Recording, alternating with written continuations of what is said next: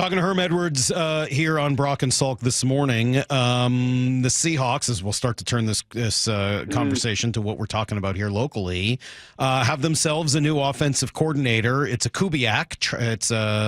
They're going to a different system. What do you know of the Kubiak family tree and this offensive scheme?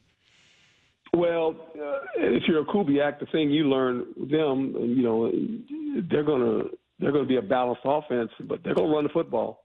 I mean, they grew under the Mike Shanahan tree, and so they always put emphasis on their offensive line, their ability to control the game with the running game. So I see them doing that. And I think if you're a Seattle fan, you're accustomed to seeing this. I mean, this is how you won a Super Bowl.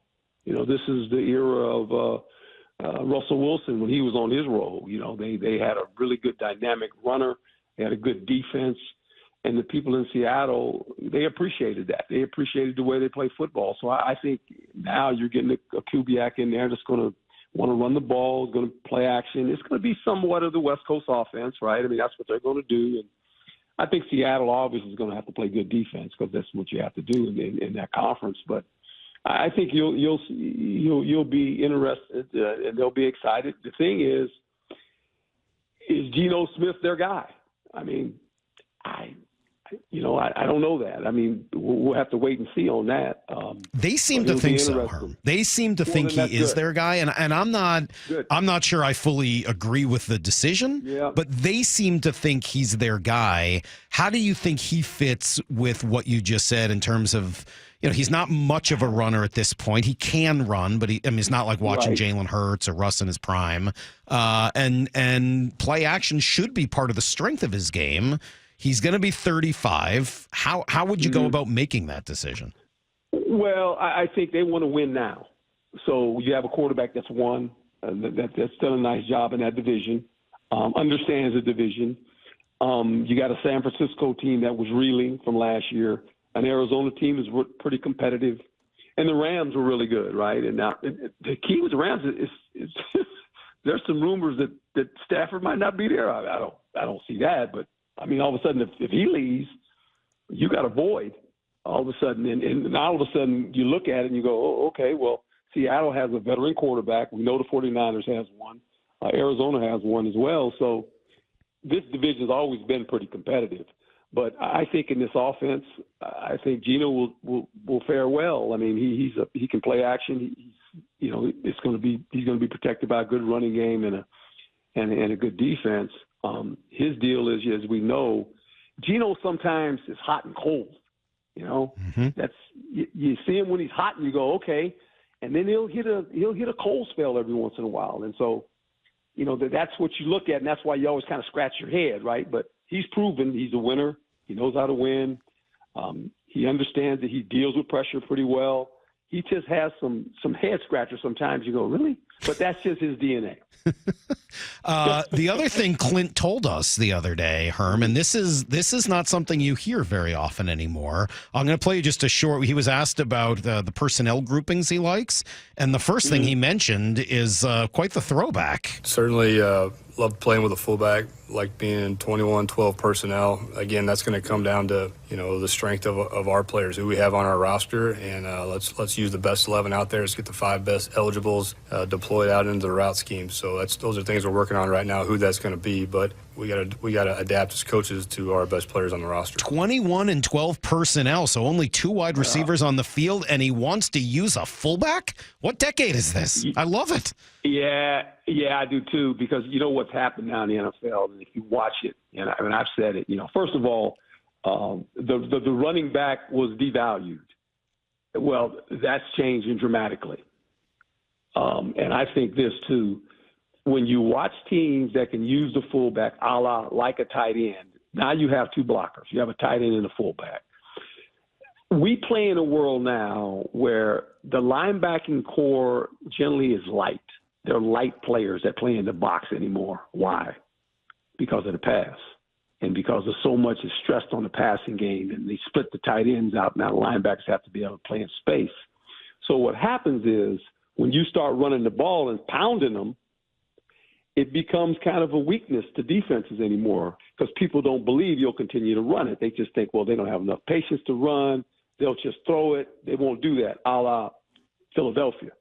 They just ran the ball, and they just kept running it. Mm-hmm. And I think now when you have two tight ends, you have a fullback, you have an advantage on the defense. How do you find the fullback? So that's the weird thing about it. We were talking to Daniel Jeremiah about it yesterday, and you can say, okay, let's get a fullback, but none of the colleges have a fullback to offer you. So what, you got to start looking at small linemen and large tight end. I mean, like, there aren't a lot of natural fullbacks out there anymore. They're not. They're a dying breed. But I think, it's a copy. Football evolves. You see things, then all of a sudden it goes back to regular. It so evolved, so much passing, and people have figured it out. Guess what, guys? There's not 32 elite quarterbacks. You can't ask all of them to do the same thing. All of a sudden, what's in football, and you've seen it. RPOs are in football now with the running quarterback. Mm-hmm. They run RPOs in professional football. They don't even worry about the quarterback getting hurt anymore. It's like, we're going to RPO this guy. I mean, Jaden Daniels is a prime example. He's running RPOs like a lot. He almost had 900 yards rushing. 900. He was their leading rusher. He was the quarterback. So I just think the game has evolved, and I think there's a little bit of RPO. There's a little bit – I'm going back to old school, playing with the fullback, playing with the tight end, maybe playing with two tight ends sometimes, because that's what, the league has a problem stopping that. Yeah. Talking to Herm Edwards, and it's a great point just about how few great ones there are at the quarterback position. So if you were in an NFL team, if you were new head coach with an NFL team, and apparently older coaches is in again. Pete's there and Sean Payton's there. I mean, as long as it's the AFC West, all the elder statesmen have gathered together. Would you prefer, Herm, to have an A+ quarterback with a B- roster, or a B- quarterback with an A+ rest of your roster? Give me an A+ roster. I always go to the roster. How come? Because at the end, when you think about football, you put a lot of pressure on that quarterback. And you can say you got to – look, here's A+ quarterback. We love him. Joe Burrow. A+ quarterback. He was like us this year. Again, sitting at home, right? Mm-hmm. No roster. Got nobody. The quarterback can't run. He can't catch it. He can't block. A+ quarterback. A+ quarterback. Patrick Mahomes. He can't block those guys. Right. He can't block them. It don't matter.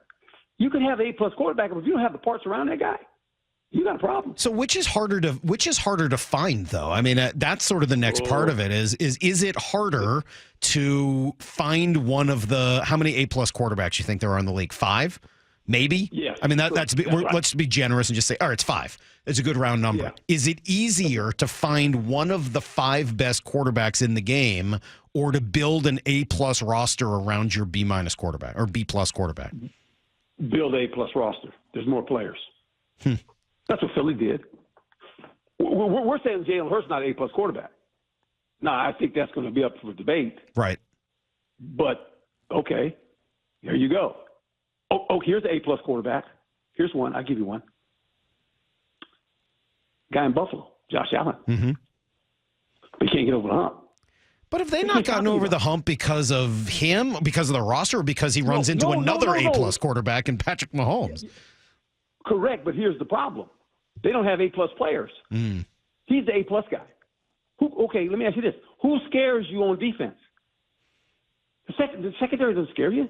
Right. Their A+ receiver was Amari Cooper. Cooks is a good back.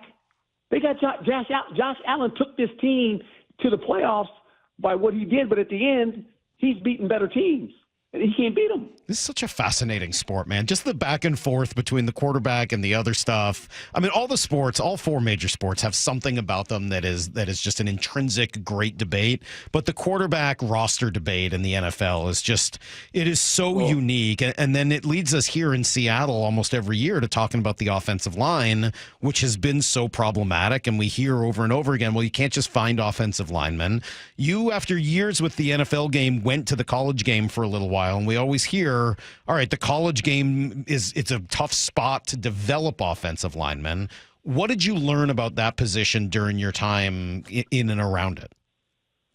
Well, I think offensive linemen, you can find them. It's just a matter of what do you want them to do, right?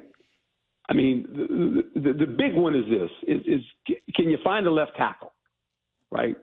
If you find a left tackle, okay, I'm good there because I need a guy to make sure he's got to protect the quarterback from the blind side. That guy's important. You can find some guards, right? You can find a guard. For me, the center's big. Who's that guy? You know, he's got to be smart. He's got to be physical. He's got to be able to move some. I mean, so you can find pieces, and this is why the old offensive line coaches, the veteran guys, you know my first hire when I hired a coach, you know what it was? Offensive line. First thing. Is that because they're hard to find or because they're that important? Yeah, the good ones, and they're that important. You know, when I first started coaching, when I was a scout with the Kansas City Chiefs the first time, you know what room I would sit in? I'd sit in the offensive line room with Howard Mudd, one of the best offensive line coaches in football. I would sit in there and listen to him how he coached offensive linemen and how he taught them. Because I wanted to know, how do you develop and teach offensive linemen?